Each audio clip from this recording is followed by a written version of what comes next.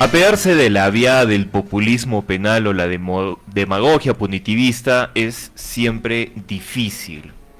Explicar con cifras y hechos que, por ejemplo, la pena de muerte no reduce la criminalidad o que la militarización suele empeorar las cosas en temas de seguridad y que la bucalización del debate sobre la ola de delincuencia es un sinsentido nunca va a ser popular. Es una tarea ingrata, pero hay que hacerla para no repetir desastres en seguridad como ha sucedido en México o en el Ecuador, por pésimas experiencias de militarización y buquelización, diríamos, de la seguridad pública.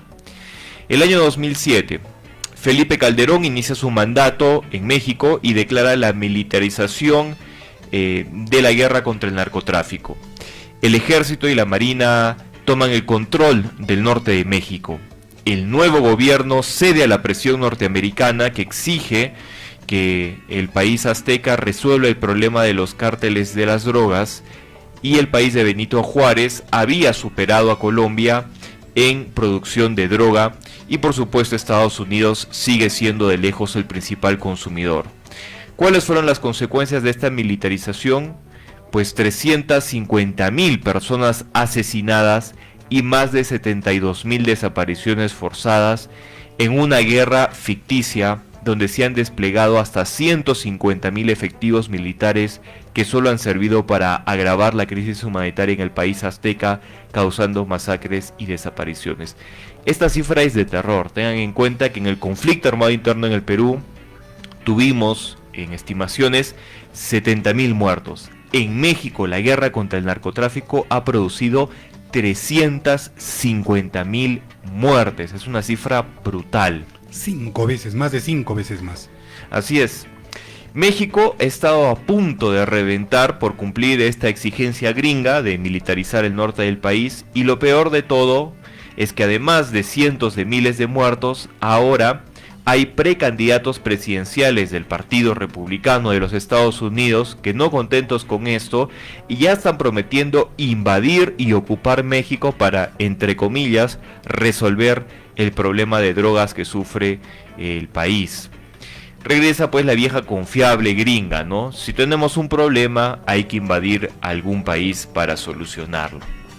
Pongamos un caso más reciente del populismo penal. Guillermo Lasso en Ecuador decide buquelizar su política penitenciaria. Es decir, las cárceles ecuatorianas que están hacinadas y sobrepobladas, lo que produce corrupción y violencia, lleva a Lasso a decidir el 2021 a declarar en emergencia los penales, lógicamente con traslados, y produce pues una serie de órdenes a los cuerpos armados del Estado para que recapturen violentamente los centros penitenciarios. Más de 400 presos han muerto en reyertas durante este gobierno que ya felizmente se está acabando.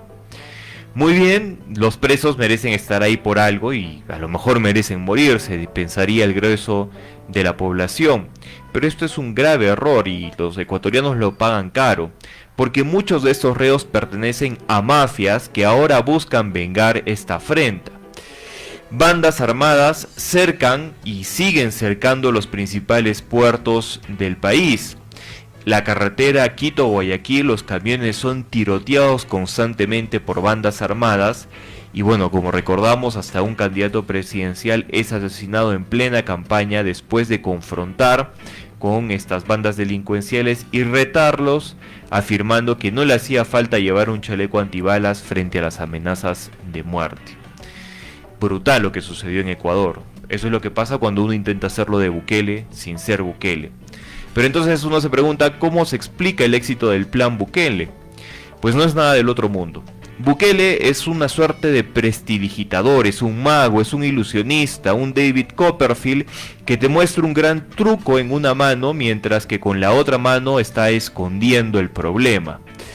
Filma con docenas de cámaras, como una película de acción, el traslado de presos, supervisado personalmente por el presidente de este pequeñito país centroamericano, y declara, por supuesto, a las cámaras, frente a los pandilleros en calzoncillos y de cuclillas, declarando que les ha derrotado. Pero eso está en una mano. ¿Qué hay en la otra mano de Bukele? Pues una hábil negociación con las mafias y las pandillas para que le permitan hacer este show de magia. En febrero de este año se presentó un informe de una fiscalía en Nueva York comprometiendo dos altos funcionarios de Bukele, Osiris Luna, director general de prisiones, y Carlos Marroquín, director de reconstrucción del tejido social, por negociar con la pandilla del MS-13, que de acuerdo con una investigación del Departamento de Estado norteamericano, pues precisamente esos funcionarios han negociado con esta pandilla. Los funcionarios otorgaron beneficios penitenciarios para los líderes mafiosos a cambio de que ordenaran reducir los homicidios en San Salvador, esto cuando Bukele era alcalde de la capital salvadoreña. Además, las mafias aseguraron ejercer influencia en sus zonas de control para garantizar el triunfo de Nayib Bukele en la elección presidencial. A cambio, los mafiosos pidieron que no extraditaran a Estados Unidos de ganar Bukele a sus máximos líderes, y Bukele ha cumplido. Elmer Canales, alias El Crook, sigue estando en una cárcel salvadoreña a pesar de los reiterados pedidos de extradición hacia Estados Unidos, lo que generó las investigaciones que ahora estamos comentando. En el medio digital El Faro se publicó en mayo de 2022 audios de este funcionario de prisiones marroquín reconociendo los hechos, y también publicó cómo es que el gobierno de Bukele ocultó la evidencia de su negociación con las pandillas una vez que habían ganado la elección. Bukele no le perdonó a El Faro la publicación de la investigación y comenzó una dura persecución contra este medio digital, mediante amenazas y seguimientos a sus periodistas, además de chuponear su redacción y amedrentar a los anunciantes que compraban publicidad en El Faro.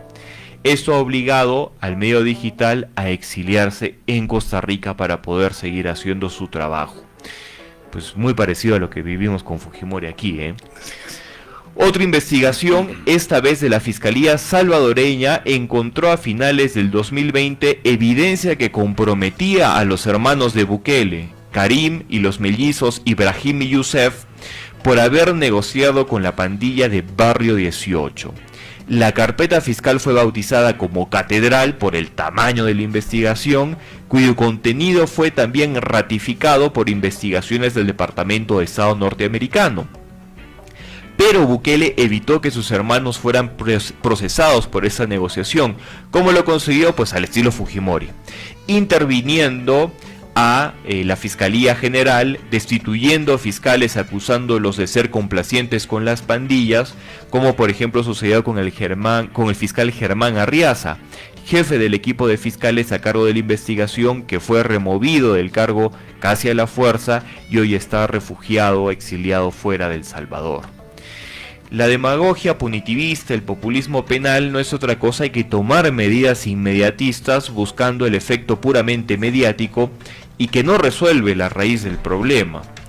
El mal llamado Plan Boluarte, porque de plan no tiene mucho, pretende crear una nueva policía, pero no toca la urgente y necesaria reforma policial que hemos comentado aquí. Las 25 escuelas de suboficiales de la policía que existen por todo el país son muy deficientes. Forman personal en tiempo récord sin garantizar una adecuada formación. Peor todavía, muchos policías, que en realidad son delincuentes, tienen su primer contacto con la ilegalidad en sus aulas. Pongamos algunos ejemplos. Mayor PNP Conrado Machuca es apresado por exigir 22.000 soles de coima a postulante para ingresar a la Escuela Técnica de la Policía de Puente Piedra.